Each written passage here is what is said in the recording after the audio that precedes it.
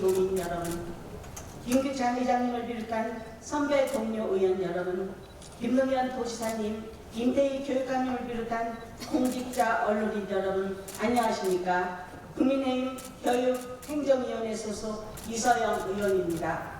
오늘 저는 10년 넘게 방치된 비행안전구역 미도시 문제와 분당 재건축을 가로막는 공공기업 불합리성에 대해 말씀드리고자 합니다. 2014년 제2 롯데월드 건립 과정에서 서울공항 8주로 각도가 변경되면서 분당 일부 지역은 비행안전구역 2구역에서 6구역으로 조정되어야 했습니다. 이는 국방부가 즉시 고시해야 할 법적 의무였습니다.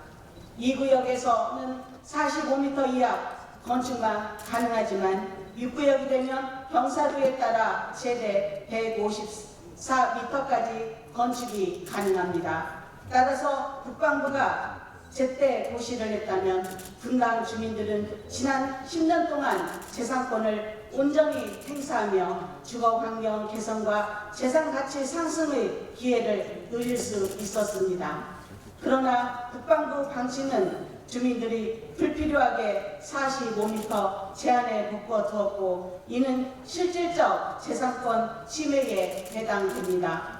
이것은 단순한 행정 회방이 아니라 법적 책무를 져버린 국방부의 명백한 직무유기입니다.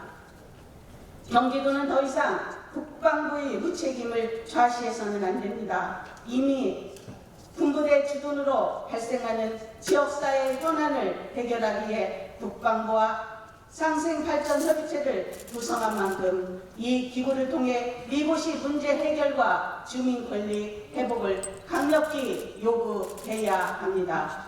문제는 여기에서 끝나지 않습니다. 분당 일부 지역 주민들은 이렇게 고도 제한으로 이미 불이익을 받아왔음에도 재건축 과정에서 또다시 다른 신도시와 똑같은 공공기업 부담을 강제당하고 있습니다. 공공기업은 민간개발 이익의 일부를 공공에 환원하여 도시 기능을 개선하고 주민 삶의 질을 높이자는 취지에 도입된 제도입니다. 노후계획도시법은 용적률을 완화하는 대신 분간 용적률이 10%에서 70%까지를 공공기업금으로 부담하도록 하고 있습니다.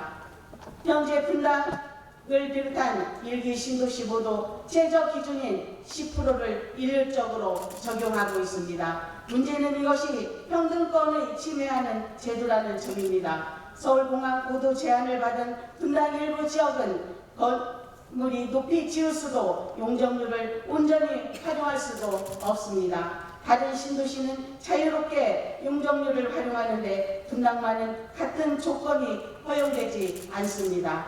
출발선이 다른데도 동일한 공공기여율을 부과하는 것은 불평등한 처사이며 헌법을 보장하는 평등 원칙에도 정면으로 어긋납니다. 이 제도는 또한 재산권을 침해합니다. 재건축을 통해 당연히 누려야 할 주거 환경 개선의 기회가 공공기업 부담 때문에 좌절되고 있으며 보도 제한으로 이미 개발 이익을 누리지 못한 주민들에게 또다시 추가 부담을 지우는 것은 사실상 재산권 행사 자체를 제약하는 것입니다.